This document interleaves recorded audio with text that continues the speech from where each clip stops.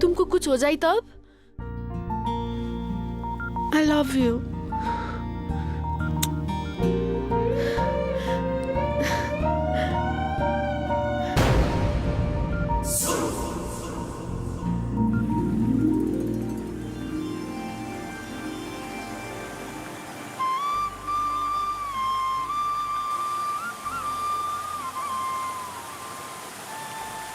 अर्जुन, हमने के हमरा घर का बहुत याद आवता।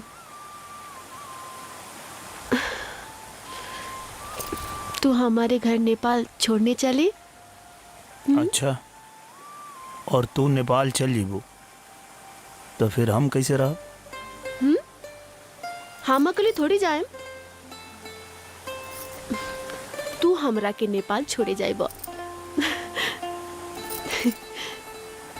हाँ, ई ठीक रही। हम तोरा के नेपाल छोड़ब, हाँ।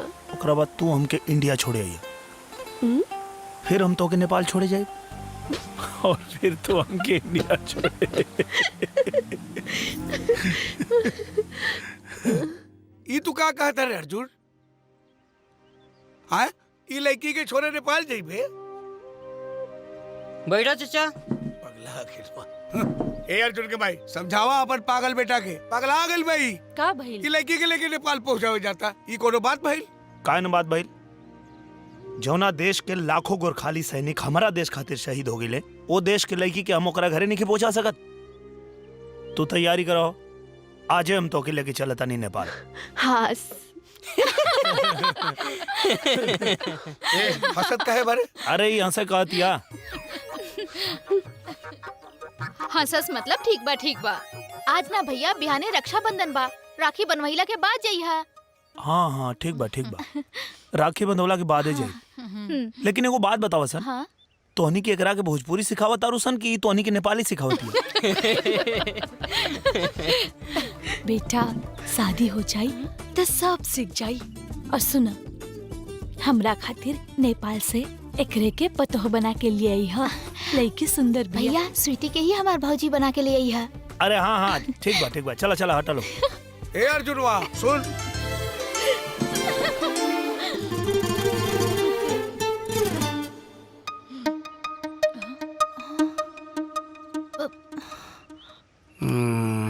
सुन, जवन तोहर माई बहन कहतिया वो ठीक कहतिया। ए बेटा, ई लड़की के नेपाल से हमार फुतोह बना के लिए ये। तू हो करिया, हम हो करिया, पतोह गोर रही लू, लड़का फैका गोर गोर हुई। हाँ। 1 लाख के बात कलावा चाचा, बोला तो अब ये बाजा बजवाई। अरे चुप रे, हमार बेटा नेपाल जा रहा भाई लड़की के लेके पहुँचावे। काहे खातिर जानता रे? वहाँ से एकरा के हमार पुतोह बना के लिए आई, बुझले? तू मुँह का देखता रो? चला बाजारे चला। अरे हमार पुतोह नेपाल जा रहा बा, एकरा खातिर खूब ढेर सारा सामान खरीदा। बड़ मोटरी होके के चाहिए, बाकी ना ताकि नेपाल की सब्जी जी देख के सवाल ही कहस, अरे हिंदुस्तान के तो दीनानाथ पंडित जैसा सब्जी सबके मिले के चाहिए। हाँ, हम तो आज धन्य हो गई नी। का जाने सूरज भगवान आज कहाँ से उगल पड़े। ये देख, एगो तोहरे पास दिल है, हमारा पास दिल नहीं खे। अरे जैसे हमारी गंगा बेटी बाना, वैसे ही यो हमार बेटी नुबा। का बेटा ठीक कहत रहे हमार बेटा, ठीक कहत रहे कि मंदिर में घंटी बजौला से, मस्जिद में नमाज पढ़ला से कुछ न होला। सबसे बड़ा धर्म है इंसानियत। इंसानियत से बड़ा कोई धर्म नहीं खे, बुझलू? अच्छा बाबूजी, तो लोग जा खरीदारी कर लो, हम तनी यूनिट से होके आवत। जा बेटा, जा बेटा, जा जा बेटा। ई राखी सुंदर बा। हाँ।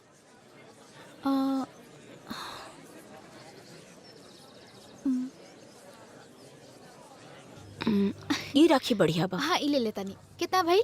40। अच्छा, ई ली।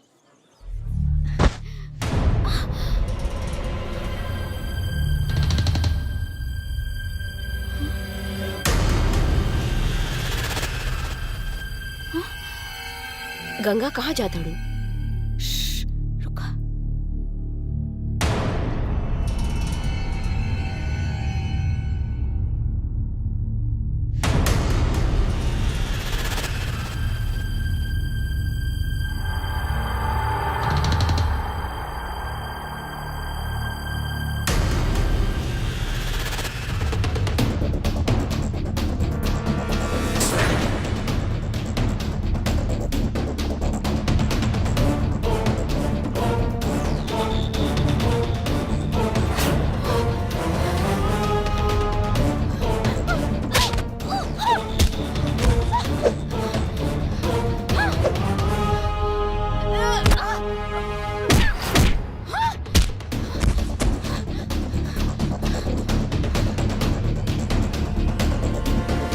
हेलो हेलो भैया भैया भैया सुनो तनी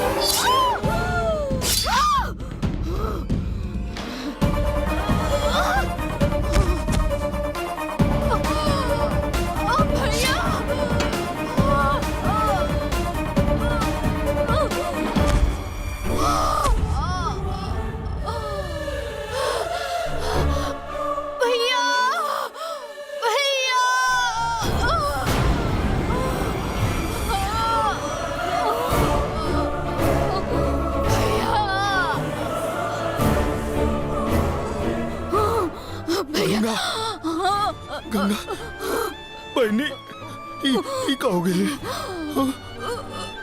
देखा भैया, आज हम साबित करके जाता नहीं कि हम तुहार बहन है, शेरे हिंदुस्तान के बहन है भैया। तो के कुछ ना हो, चल चल यहाँ से। ना भैया, हमरा पास इतना समय नहीं है भैया। राखी ना बनवाई बा।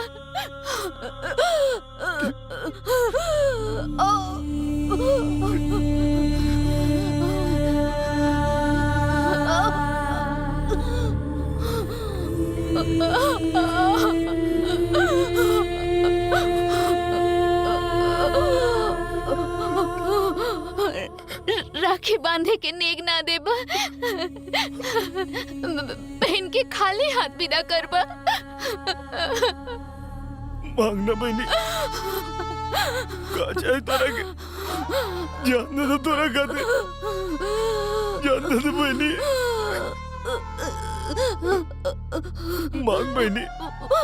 वादा करो भैया कि इस धरती से इंसानियत के दुश्मन सबन के नामो निशान मिटा दिया भैया। वादा करो भैया।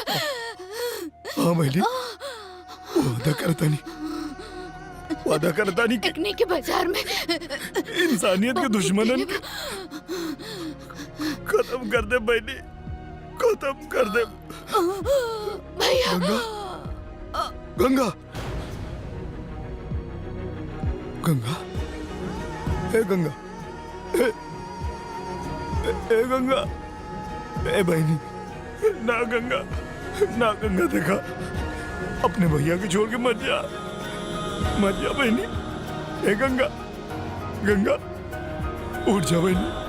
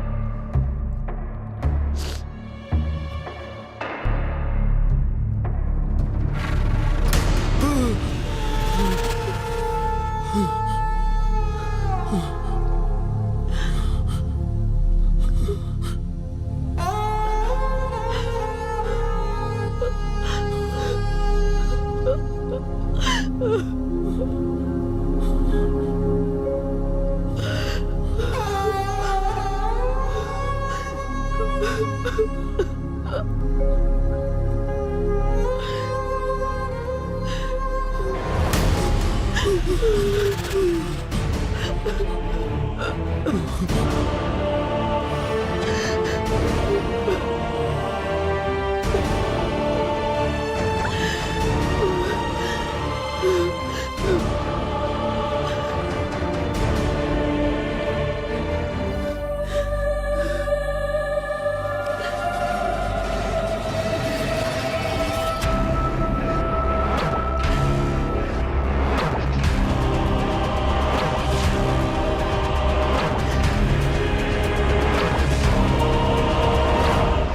बनारसी साड़ी दिखाई।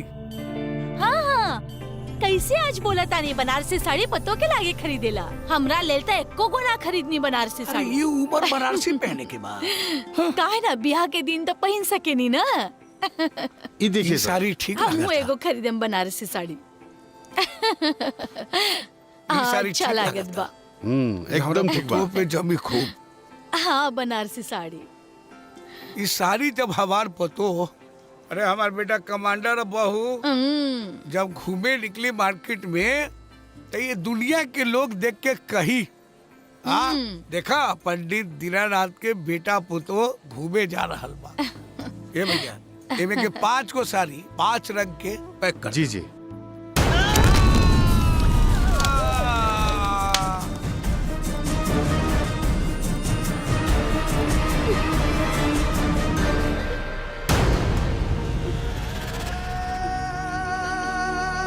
कहाँ हो गई?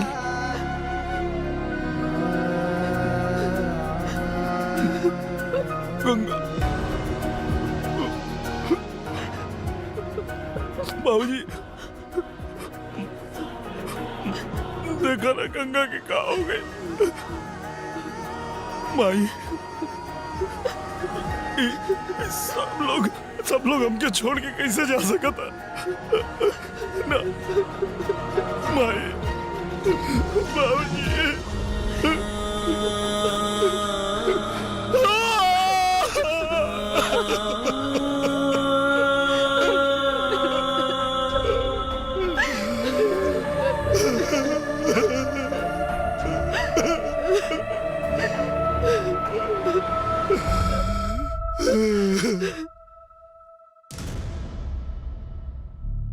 अर्जुन, सारी इंक्वायरी के बाद ये पता चल चुका है इस बॉम्ब ब्लास्ट का लिंक से जुड़ा हुआ है